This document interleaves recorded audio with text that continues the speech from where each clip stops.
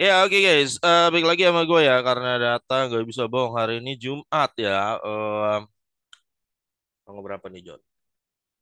3 November 2023 ya.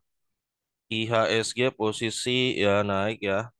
Kemarin naik 1,9 sekarang 0,6 ya, dampak bahwa The Fed janji untuk sementara ini dia tidak akan menaikkan suku bunga sampai nanti pertemuannya seterusnya di Desember. Desember lagi mungkin akan lu lihat ada robo-robo lagi ya kelihatan. Karena menanti keputusan The Fed ya. Yang harus lu lihat-lihat sekarang data inflasi US berapa. Kalau nanti data Oktober ini dia menurun inflasinya, kemungkinan The Fed akan tahan suku bunga. Ya. Tapi kalau nanti naik lagi dari 3,7%, nih kan naik di atas 3,7, kemungkinan di Desember mungkin The Fed mau naikin suku bunga ya. Itu guys ya. Ya itulah hal-hal dasar yang minimal kita harus paham lah meskipun kita bukan ekonom gitu lah. Oke. Eh Nah, gue juga tetap ingetin guys, lu jangan dikit-dikit ya. Pokoknya intinya gue hari ini mau bahas WNTR ya. Tapi gue ingetin lu jangan dikit-dikit tuh orangnya takutan dan cut loss gitu loh. Ya, contoh lu lihat lu kalau lu kemarin cut loss di BBRI itu kekocakan terbesar gitu loh. Ya, dia kemarin roboh sampai 4.800 lah ya. Ini di sini.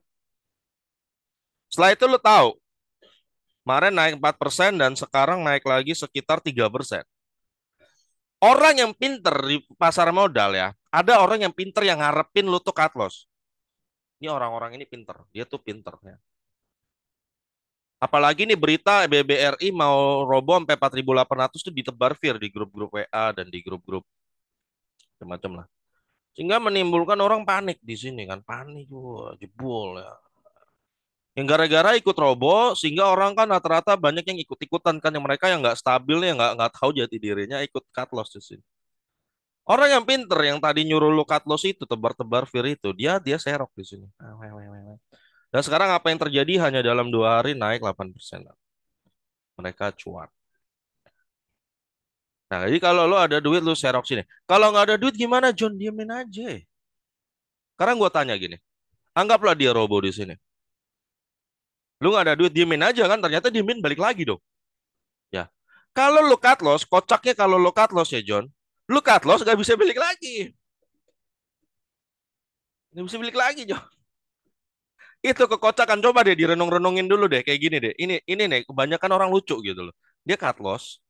Ada yang cut loss ngarepin BBRI turun 4.500. Dia cut loss. Ternyata yang terjadi, dia tidak turun 4.500. Langsung terbang. Kocak gak dia udah cut loss, nanti dia masuk lagi. Berat di harga tinggi lagi dia masuk. Nanti crash lagi dia cut loss lagi. Lu kapan kayanya kayak begitu? Ya. Jadi ingat aja guys ya, jangan dikit-dikit tuh cut loss ya. Apalagi lu adanya di perusahaan yang bagus kayak BBRI, lu cut loss gitu. Kocak banget gitu. Ya, ada nggak yang kayak gitu? Ada. Sangat sangat banyak bukan ada lagi. Ya. Padahal lo kalau nggak ada duit diemin aja dibalik lagi. Ya makanya dibilang kalau di dividen investing fokuslah dividennya. Lu tetap santai lu nggak akan terpengaruh. Ini BBRI mau 4.800, lot gue tetap sama kok. Lot gue tetap sama aja. Gue dibagikan dividen berdasarkan jumlah lot gue, bukan berdasarkan value naik turun harga gue saat harga saham gue saat itu bukan, berdasarkan jumlah lot saham lo. Oke, gue sekarang mau bahas UNTR ya, Q3 2023 UNTR. Hmm, oke, naik 0,42%. Lembar saham ada 3 miliar ya, 3,7. Pemegang saham ASII 59%. Masyarakat 40% ya. Jadi masyarakat ada sekitar ya 1,5 kali ya. Ada lah 1,6. Oke. Ya, kita akan bahas pro kontranya semua ya. UNTR DER-nya dulu. DER-nya itu ada di range 99% daerah ya. Masih lumayan aman ya. Slow aja. Dan ini juga bukan perusahaan kemarin sore guys. Ini udah perusahaan dari tahun 90-an. Ya, don't worry. Rutin bagi dividen, jadi nggak usah takut. Eh, transaksi hariannya ada 89 miliar ya. Ya, jadi kalau duit lu di bawah 89 M ya masuk sini ya santai aja, sehari cair kalau lu emang pengen bagi BU. Ya, caranya gampang. Jumlah pemegang sahamnya orangnya tuh ada 41.000 ya, 41.000. Ini jumlah pemegang sahamnya 41.000 orang. Lalu rutinitas bagi dividennya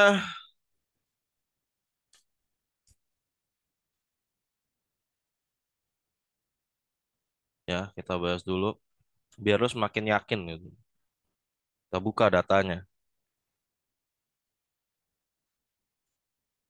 Ya ini juga contoh perusahaan yang semenjak IPO nggak pernah bolong bagi dividen basically ya dan tetap ekspansi ya. Gue tetap bilangin bahwa sebenarnya nggak ada hubungan dividen dan ekspansi ya. Jadi perusahaan kalau mau ekspansi ya sediain dananya sendiri, nggak perlu harus hajar dividennya gitu loh. Nggak ngaruh sebenarnya. Ya. Oke ini perusahaan dari udah lama banget ya guys, historinya tuh panjang banget. Ya, gue buka sampai sampai story paling awalnya dia. Dari tahun berapa nih dia bagi? Hmm, sabar. Slow. Dari zamannya Pak Harto nih perusahaan nih. Dia IPO-nya kalau nggak salah tahun 89 deh. Ya, gue nggak tahu IPO-nya tahun berapa pastinya. 90 atau berapa gitu ya. 92 bagi 93 4 5 6 7 ya. 97 bagi ya dari tahun 92 nih. Ya data yang ada 97. 98 sampai 2004 dia nggak bagi ya. 2004 sampai 2003 ya. Itu mungkin karena bekas kerusuhan waktu itu ya. Ekonomi kita belum pulih banget di situ. 2005, 6, 2005, 6, 7, 8, 9, 10, 11, 12, 13, 14, 15. Iya, dari 2005 sampai sekarang dia rutin bagi dividen ya. Kemarin kita juga udah terima nih 701 ya per lembar. 70.000 lah per lot. Gede. Ya. Nanti finalnya dia akan bagi kira-kira di bulan Mei. Ya, sabar aja guys, bulan Mei tahun depan akan bagi lagi ya. Ya, jadi ini emiten dari tahun 92 udah bagi dividen ya dan tetap bertumbuh ya. Jadi sebenarnya nggak ada guys sebenarnya korelasi bahwa nggak bagi dividen sama ekspansi gitu. Wah kalau bagi dividen berarti ekspansi tertunda nggak begitu juga ya. Imbang aja. Duit bagi wah, ekspansi ada udah disediain duit bagi dividen ada. Itu harusnya pengendali yang benar kayak gitu harusnya. Oke, jadi ini udah dari tahun 92 ya guys. Udah bagi dividen dari zamannya Pak Harto ya almarhum. Oke. Em, jadi rutinitas pengendali, rutinitas dividen. Oke, don't worry ya guys. Kayak gini nggak perlu terlalu takut. Lu lihat dikit-dikit merah, floating loss turun. Ya, nah, ini emiten yang rutin bagi dividen itu ya. Oke, kita lihat ekuitas 60T, 66, 79 dan 74T ya. Kemarin ini sempat turun karena dia kan kemarin bagi dividen gede banget ya 6.000 per lembar, total 7.000 kemarin. Ya sehingga dia harus pakai saldo laba yang belum ditentukan penggunanya dari ekuitas. Jadi wajar, wajar menurun ya. Jadi 74T.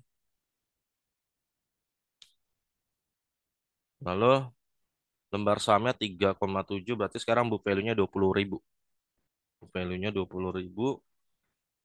Lalu harga rata-ratanya 23.875 sekarang. PBV 1,1 ya. Oke. Labanya 5,3T, 7T, 15T dan sekarang 15,3T ya.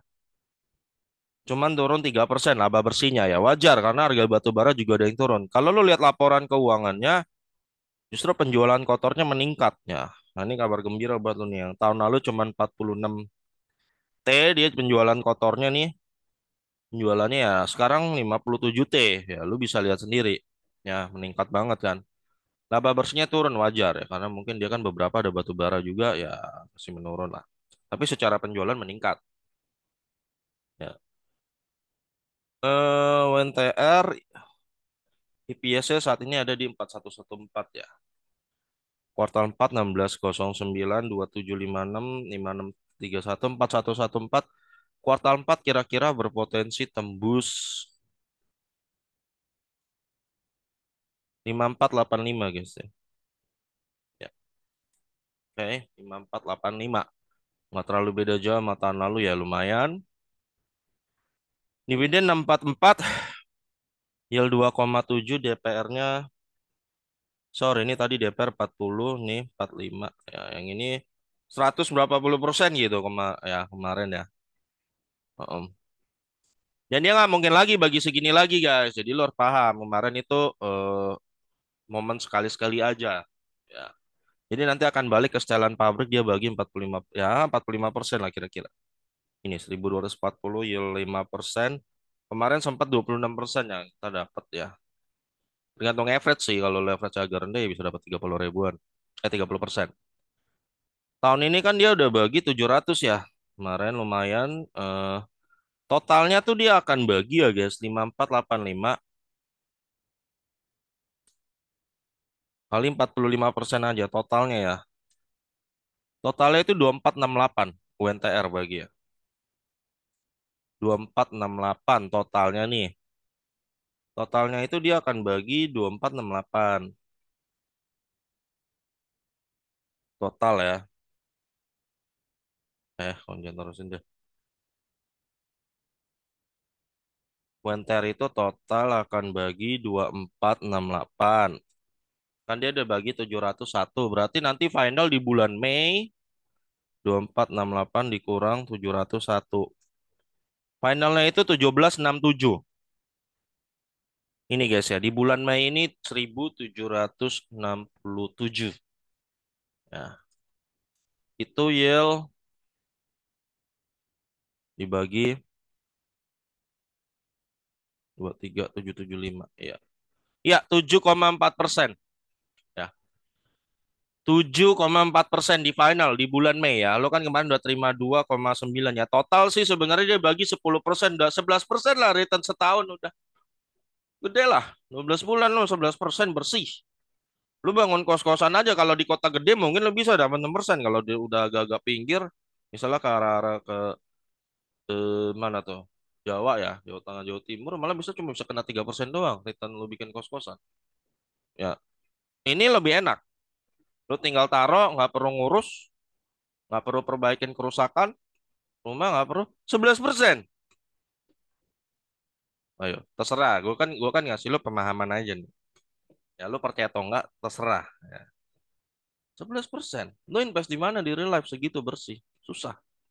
Kalaupun ada yang berani nawar segitu, bisa jadi scam. Hati-hati. Ya. Kalau ini scam nggak? Nggak. Ini emiten udah dari tahun 92 bagian dividen, scam apanya? Ya. Makanya gue kasih nih lihat orang-orang kalau belum tahu saham ya, malah dia investnya di apa tuh? Sering ketipu di koperasi apa tuh kemarin? KSEP apa ya yang di Surya, terus ketipu di mana lagi tuh? Wah, tipu ya macam-macam lah tempat-tempat nipu sekarang lah investasi ngasih yield return janji tinggi-tinggi nggak tahu scam gitu ya. Ya ini jadi bakal kasih lu total 11 persenan ya. Sebenarnya kasih berapa sih? Oke lah kita hitung 2468 2468 ya. Kalau di harga sekarang ya total dividennya ya lu tembus ya 10,3 lah, nggak 11, 10,3. 10,3. 10,3% tetap gede ya.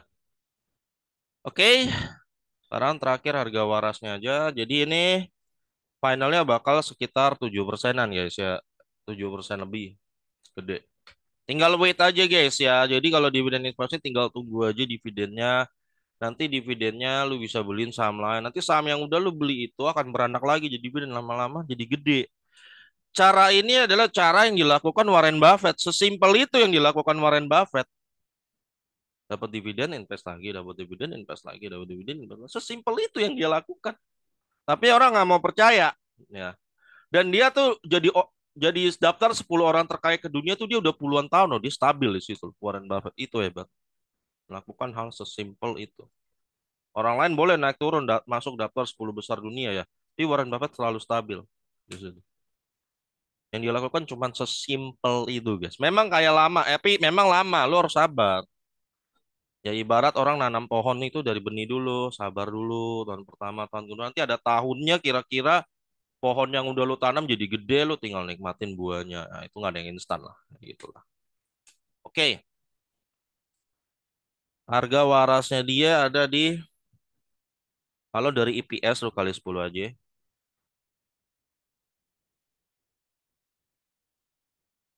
Mana EPS-nya dia, John?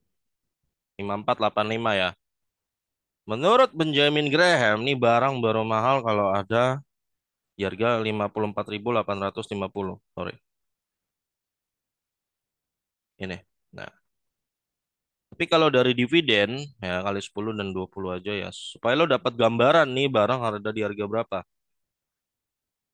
2468 ya berarti 24.680 sampai eh 49 ya. 49.360. Nah, ini. Ya ini kalau dari gue. Sehingga lo dapat rank ini lo udah tahu oh ternyata UNTR 23.000. Oh, masih di bawah harganya ya. Don't worry, kalau masih di bawah harga, seumpama dia nggak nyentuh di harga sampai 40.000 pun lo tetap santai, lo dapat yield 10% per tahun, lo dapat duit cash 10% per tahun, 10% per tahun. Kalau dia kinerjanya meningkat lagi bisa 11%, bisa 12%. Kalau lagi dia tata lagi kumat gitu kan kayak kemarin bagi bagi semua labanya bahkan ditarik semua saldo dan cadangannya, lu tahu-tahu dapat dana kejutan 30% yieldnya, kan senang gitu loh. Ya sesantai itu sebenarnya. Ya, kalau perusahaannya bagus, sesantai itu lu invest. Jangan buru-buru, guys. Ya.